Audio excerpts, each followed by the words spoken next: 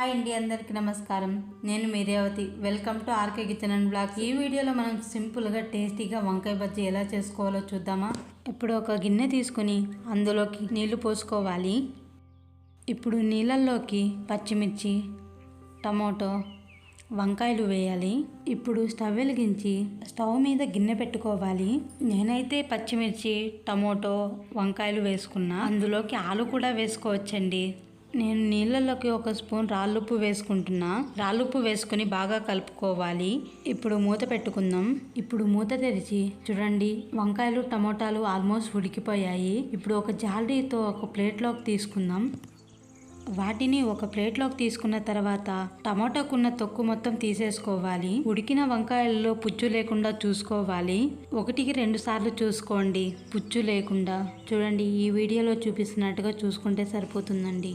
అలాగే పచ్చిమిర్చిని పక్కన పెట్టుకుందాం. ఇప్పుడు ఒక గిన్నె తీసుకుని అందులోకి పచ్చిమిర్చి వేసి దంచుకోవాలి.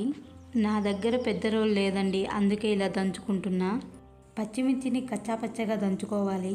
ముందుగా పొట్టు తీసుకున్న తెల్లగడ్డలు కూడా వేసి కచ్చాపచ్చగా దంచుకోవాలండి. ముందుగా ఉడికించుకున్న టమోటాలను వేసి దంచుకోవాలి. టమోటాలు ఎక్కువగా వేయొద్దండి, పుల్లగా ఉంటుంది, టేస్ట్ అంత బాగోదు. అందుకే తక్కువగా వేసుకోండి, సరిపోతుంది.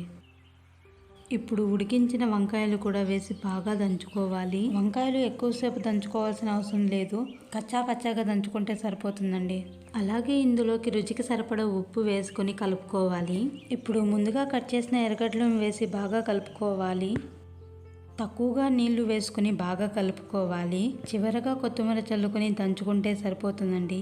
వంకాయ బజ్జీని ఎక్కువ దంచుకోవాల్సిన అవసరం లేదు, కచ్చా పచ్చాగా దంచుకుంటే సరిపోతుందండి. ఇప్పుడు ఇందులోకి పోపు పెట్టుకుందాం. స్టవ్ వెలిగించి ఇప్పుడు బాండీ పెట్టుకుని బాండీలోకి నూనె వేసుకోవాలి. నూనె కాస్త వేడెక్కాక జీలకర్ర, సాసులు వేసుకోవాలి.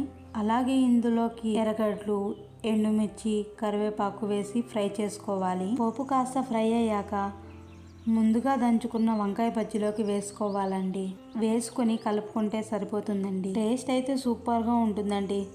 రాగి సంగటిలోకైనా అన్నంలోకైనా తింటే చాలా బాగుంటుంది. అంతేనండి, సింపుల్గా టేస్టీగా వంకాయ బజ్జీ రెడీ అయిపోయింది. ఒక్కసారి మీరు కూడా ట్రై చేసి ఎలా వచ్చిందో కమెంట్ చేయండి. అలాగే ఈ వీడియో నచ్చితే లైక్ చేసి మన ఛానల్ను సబ్స్క్రైబ్ చేసుకోండి friends. Thanks for the watching.